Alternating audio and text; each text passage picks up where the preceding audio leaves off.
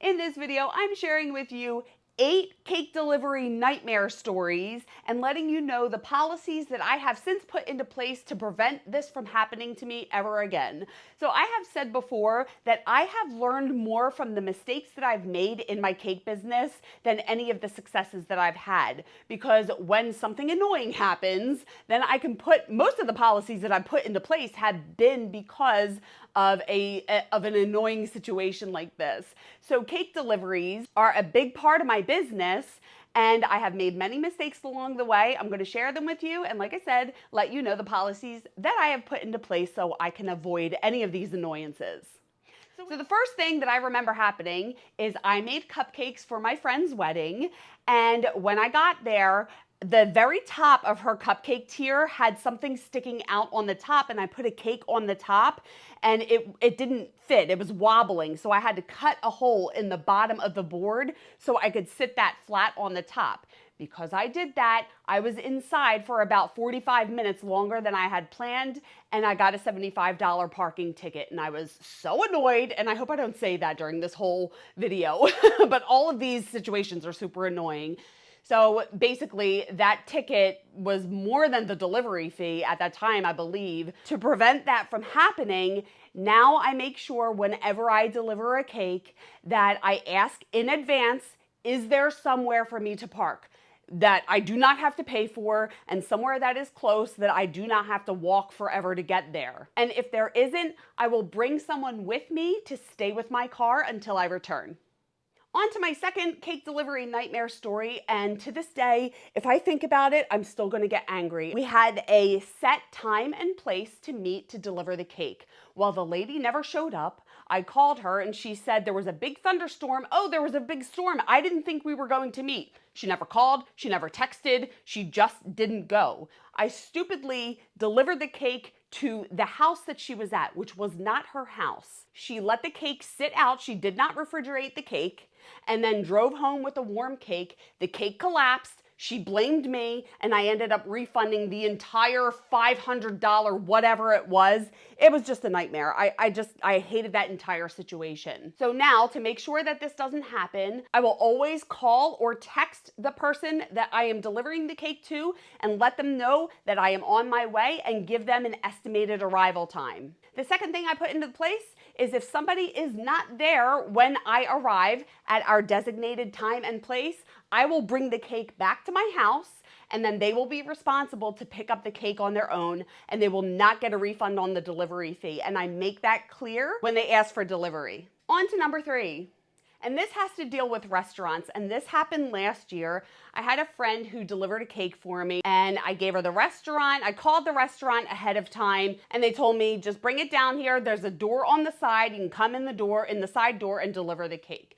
Well, she got down there, she called the restaurant, there was no answer, the side door was locked, the front door was locked. She waited for 2 hours before somebody answered. I was livid. I felt so bad for her. She didn't really care. She said she was fine. I paid her double the delivery fee for waiting, but anyway, in order to avoid this situation now, whenever I have to deliver a cake to a restaurant, not only do I call the restaurant to confirm the date and the time of delivery, I will always get the number of a contact person, a cell phone number or a direct line where I can contact someone so there can be open communication and I can let somebody know when I arrive with the cake. On to number 4.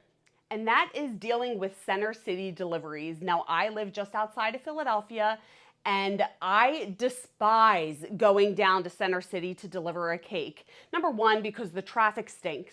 Number 2, because there is never anywhere to park. There's no street parking. So how do you leave your car and drop off the cake? I don't want to pay for parking, which happened one time when I delivered a cake to Center City. I had nowhere to park. I don't know why I didn't think about this in advance. So I had to pay to park and walk forever with a big heavy cake. It was a nightmare. So now whenever I deliver a cake to Center City, I let them know that somebody must meet me outside at the curb to get the cake. I will not leave my car. I will not park my car. Somebody must come out, get the cake, and bring it in themselves. And they're usually fine with that if you let them know in advance. On to number 5. And this kind of goes hand in hand with the Center City deliveries and the restaurant deliveries. I delivered this cake to Liberty, one of the big high rises in Philly. And while it was a beautiful venue, getting it there was so annoying. I did call in advance. They told me I had to go underground, underneath the building, go up a shipping elevator or whatever, a freight elevator, that's what they are, and take the cake up that way. Well, of course, it doesn't go the way that you plan. I get there, I get to the elevator, I'm holding a big heavy cake. I had to wait for the guy to come down and let us up, and the whole thing was a nightmare. This is very difficult to prevent from happening again, because while they did tell me everything I needed to do, here I am relying on other people to help me safely deliver the cake on my time. So people need to stop doing what they're doing to let me in to be able to deliver the cake.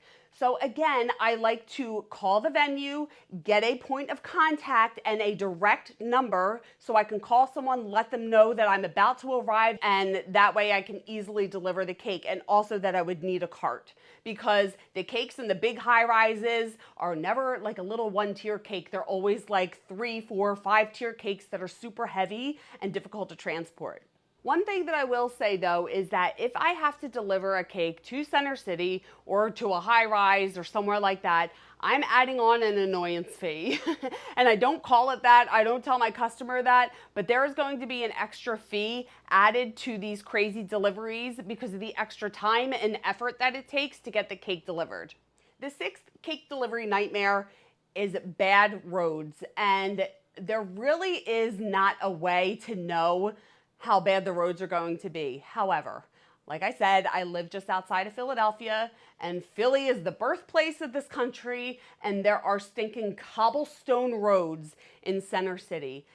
Try to drive over a cobblestone road with a cake. It's a nightmare. Even if you go 5 miles an hour, you bump up and down the entire time.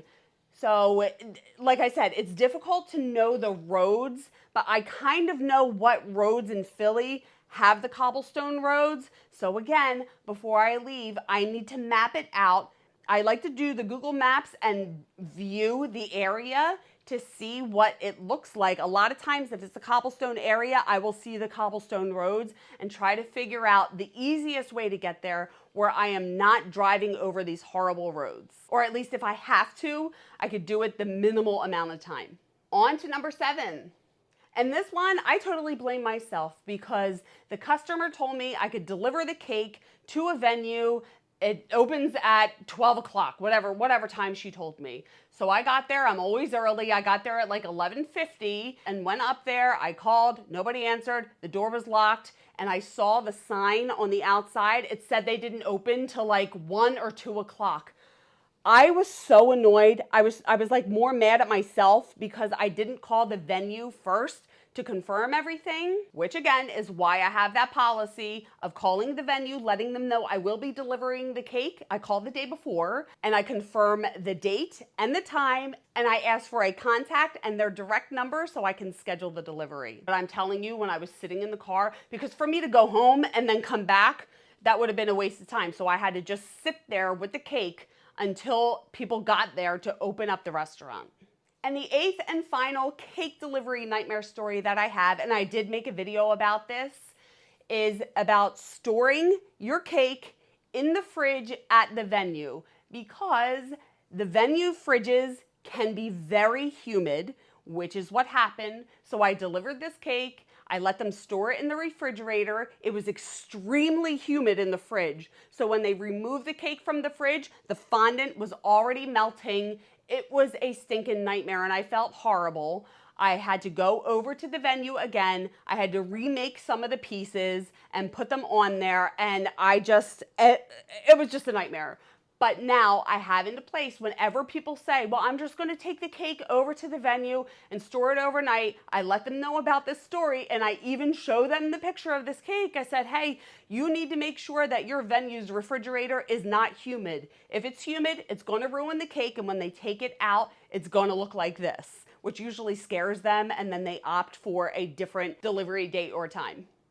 So I think that's it. What cake delivery nightmare stories do you have, and what policies have you put in place to help you avoid going through any of those situations? I would love to know. Leave it in the comments below. And just a reminder, I have ebooks with all of my favorite recipes. There's my signature scratch pound cake recipes, my best Dr. Cake mix recipes, my buttercream icing and filling recipes, along with my favorite numbers and my favorite fonts. So they are all linked below. And I do have a KakeAcademy membership program where I can help you elevate your cakes to the next level. All of that information is in the description. Please like this video if you liked it, and if you're enjoying my tutorials, I would be so grateful if you could buy me a coffee. My link is down below. And I would love it if you would keep in touch on socials, and you can check out my website as well. And if you want to stick around, you can watch this video next and hit subscribe and the bell if you haven't already. Thank you so much for watching. I love you guys. And remember, it's cake. Have fun. I will see you on the next one. Bye.